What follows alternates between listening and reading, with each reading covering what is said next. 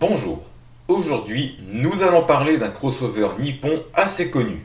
Vous saurez précisément lequel juste après le générique.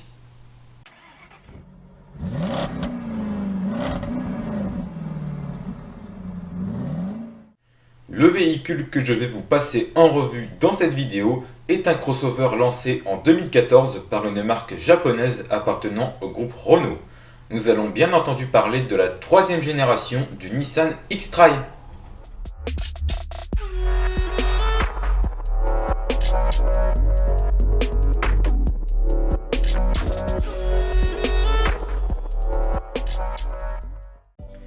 Apparu sur le marché en 2001, l'X-Trail est rapidement devenu un des best-sellers de Nissan.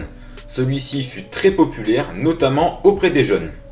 Le modèle qui nous intéresse ici est l'X-Trail de 3ème génération et de code T32. Présenté en 2014 et commercialisé durant cette même année, il a pour but de remplacer la seconde génération de code T31 qui vieillissait et dont les chiffres de vente devenaient insuffisants. Il se base en majorité sur le Qashqai commercialisé quelques mois auparavant.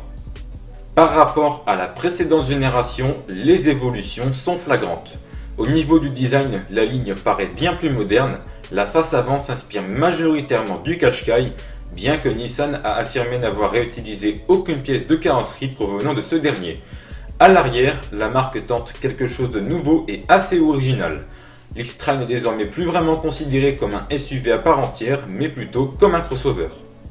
A l'intérieur, l'X-Trail de 3ème génération reprend en très grande majorité la base du Qashqai. Le tout paraît encore d'actualité de nos jours. Nouveauté, cette 3ème génération propose 7 places en option, alors que les précédentes générations se cantonnaient à 5 places, et il fallait alors se rabattre sur le Qashqai Plus 2 lancé en 2008.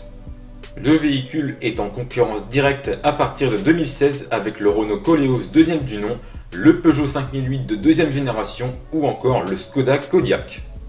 Fin 2017, il est temps pour l'X-Trail de passer par le restylage. La calandre bénéficie d'un lifting et les feux arrière sont redessinés. A l'intérieur, on remarque également un nouveau volant. La commercialisation de la 3ème génération de l'X-Trail s'est arrêtée en 2021 pour laisser place à une 4ème génération sortie en 2022. En 8 ans de production, il s'est vendu à un peu moins de 300 000 exemplaires en Europe. Intéressons-nous aux caractéristiques techniques de l'X-Trail. L'X-Trail de 3ème génération appartient à la catégorie des crossovers de taille moyenne. Il est long de 4,64 m, large de 1,82 m et haut de 1,71 m. L'empattement est quant à lui de 2,71 m, un chiffre dans les standards de la catégorie. Le véhicule est une traction de série, mais la transmission intégrale est proposée en option sur certaines versions. Le moteur est placé en position transversale à l'avant. Le crossover bénéficie de suspension McPherson à l'avant et de trains indépendants multibras à l'arrière. L'X-Trail n'est ni le plus lourd ni le plus léger de sa catégorie, avec un poids à vide qui se situe en moyenne autour de 1,5 tonne. Regardons maintenant les motorisations. Tout d'abord, en essence. L'X-Trail n'a bénéficié d'un moteur essence qu'à partir de 2015. Il s'agissait alors d'un 4 cylindres 1,6 litre DIGT développant 163 chevaux. Celui-ci fut remplacé en 2019 par un moteur plus récent, à savoir un 4 cylindres turbo 1,3 litre DIGT d'origine Renault et d'une puissance de 160 chevaux. En diesel, l'X-Trail fut premièrement fourni avec un 1,6 litre DCI fort de 130 chevaux.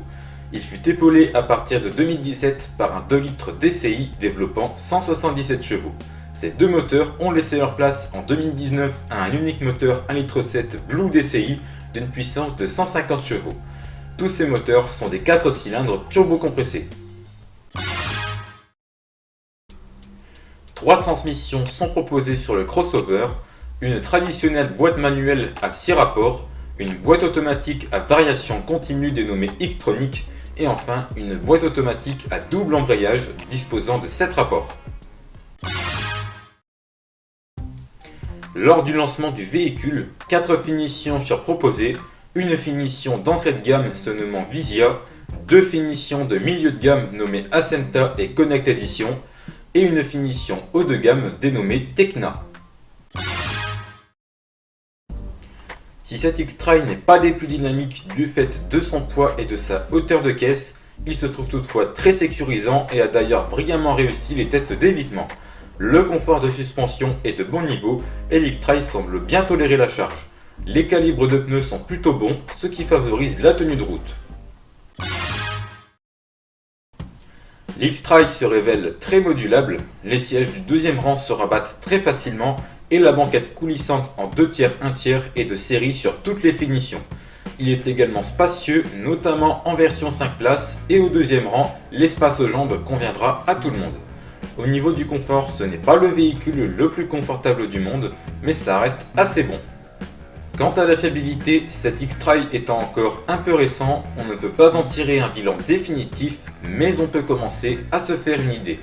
Si c'est loin d'être catastrophique, il faut toutefois se méfier des quelques points suivants. Commençons avec les problèmes moteurs. Tout d'abord, sont survenus de manière assez fréquente et prématurée des casses de turbocompresseurs sur les 1,6 litre DCI de 130 chevaux, en majorité sur les modèles produits jusque 2016 inclus. Attention, car c'est une pièce qui coûte cher et il peut être difficile d'obtenir une participation de Nissan. Le 1,7 litre Blue DCI de 150 chevaux semble souffrir de défauts au niveau du système AdBlue, comme pas mal d'autres motorisations équipées de ce système. Toutefois, ce moteur étant encore assez récent, le recul reste limité. Aussi, sur les moteurs diesel en général, le filtre à particules peut parfois s'encrasser, voire se boucher, un souci qui est généralement lié aux trajets urbains et aux sous-régimes fréquents. Il est possible d'effectuer en concession une régénération forcée de ce filtre pour essayer de résoudre le problème, mais ce ne fut pas rare qu'il faille le remplacer. Quant aux moteurs essence, il semble pour le moment ne pas souffrir de soucis particuliers. Continuons avec les boîtes de vitesse. La boîte mécanique semble pour l'instant robuste et ne pose pratiquement pas de soucis. En revanche, la boîte à variation continue X-Tronic a rencontré des avaries, comme des vibrations à l'accélération, des à-coups ou encore des bruits anormaux qui ont parfois nécessité une reprogrammation ou le remplacement de la boîte. La boîte à double embrayage est quant à elle peu répandue et il est pour l'instant difficile d'en tirer un bilan. Ensuite, les systèmes électriques et électroniques. Le système Stop and Start peut se révéler récalcitrant et fonctionner une fois sur deux, voire ne pas fonctionner du tout. Une reprogrammation en concession peut résoudre le souci, sinon il peut être nécessaire de remplacer la batterie. En effet, lorsqu'elle n'est pas complètement chargée, le système peut se mettre en veille afin d'éviter une décharge excessive de la batterie. Aussi, certaines sondes et certains capteurs ne sont pas toujours des plus résistants. Continuons avec le châssis et les trains roulants. Le seul souci à signaler concerne des cas de disques de frein voilés de manière assez précoce. À part cela, il n'y a pas de problème particulier. Passons maintenant aux finitions intérieures. Un bon nombre de propriétaires se sont plaints de problèmes avec le système de climatisation. Peuvent être en cause le panneau de commande, le condenseur ou dans le pire des cas, le compresseur de climatisation. Quelques propriétaires d'X-Trail ont également rapporté des bruits ou des grincements de mobilier. Enfin, terminons avec l'extérieur. Pas mal de modèles ont souffert d'un défaut au niveau du capot qui peut se mettre à trembler ou vibrer au fur et à mesure que la vitesse du véhicule augmente. Il est possible de le faire régler en concession ou de le régler soi-même. Pour cela, il faut agir sur les butées en caoutchouc qui se trouvent sur les longerons côté moteur. Cela peut résoudre le problème, mais parfois ça ne suffit pas et aucune autre solution n'existe malheureusement. Aussi, quelques propriétaires se sont plaints d'une certaine fragilité de la peinture.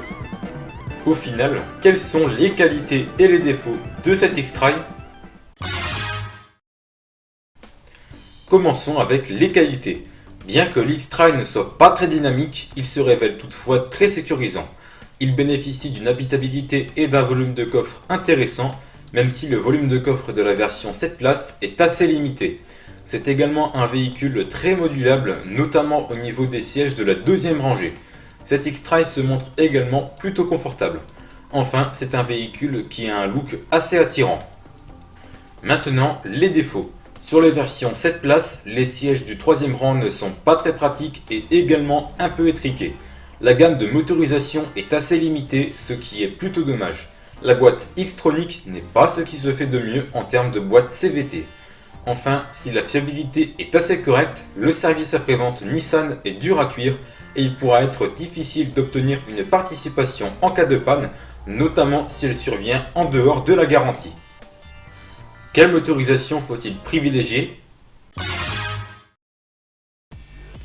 En essence, si vous pouvez, préférez un X-Trail équipé du 1,3 litre DIGT de 160 chevaux. Il s'agit d'un moteur plus récent et qui, malgré sa cylindrée réduite, bénéficie d'un couple un peu plus élevé, ce qui vous incitera un peu moins à appuyer sur le champignon et empêchera la consommation de s'envoler. Ensuite, en diesel, le moteur à privilégier sera le 1,7 litre Blue DCI de 150 chevaux. Le moteur de 130 chevaux est déjà suffisant, mais ce bloc plus moderne et fort de 20 chevaux supplémentaires rendra votre X-Trail polyvalent en toutes circonstances. Toutefois, c'est un moteur encore assez récent, donc un X-Trail ainsi motorisé restera pour l'instant assez cher. Ensuite, quelles sont les motorisations à éviter ? En essence, il n'y a pas vraiment de motorisation à éviter, bien que le 1,6 litre DIGT de 163 chevaux puisse parfois manquer d'un peu de couple et être porté sur la boisson lorsque le véhicule est chargé, mais ça reste tout à fait acceptable. En diesel, c'est quasiment le même topo. Si le 1,6 litre DCI de 130 chevaux peut paraître limite aux yeux de certains, c'est toutefois loin d'être la catastrophe et l'X-Trail ainsi motorisé s'en sortira bien dans la plupart des cas. Et enfin, le bonus, quel serait mon choix ? Personnellement, mon choix se porterait vers un X-Trail équipé du 1,7 litre Blue DCI de 150 chevaux. Ce moteur est bien suffisant pour l'X-Trail, bien qu'il ne fera pas non plus de lui une Formule 1, mais après tout, il n'est pas fait pour ça. Aussi, du fait que l'X-Trail est relativement grand, je pense qu'il est préférable de le choisir en diesel. Et bien voilà, c'est la fin de cette revue, j'espère qu'elle vous a plu ou qu'elle vous a été utile. Si c'est le cas, n'hésitez pas à liker et à partager cette vidéo. Et n'hésitez pas non plus à mettre un commentaire pour le référencement ou pour raconter votre expérience si vous possédez ou avez possédé un X-Trail de 3ème génération. Sinon, si vous n'êtes pas encore abonné, il n'est pas trop tard pour le faire. Pour cela, vous devez cliquer sur le bouton s'abonner et si vous souhaitez recevoir les notifications, cliquez sur la petite cloche et sélectionnez toutes. De plus, cela est entièrement gratuit et vous permet de me soutenir et de ne rater aucun nouveau contenu sur cette chaîne. Allez, je vous souhaite une excellente journée et je vous donne rendez-vous très bientôt dans de nouveaux contenus. Salut!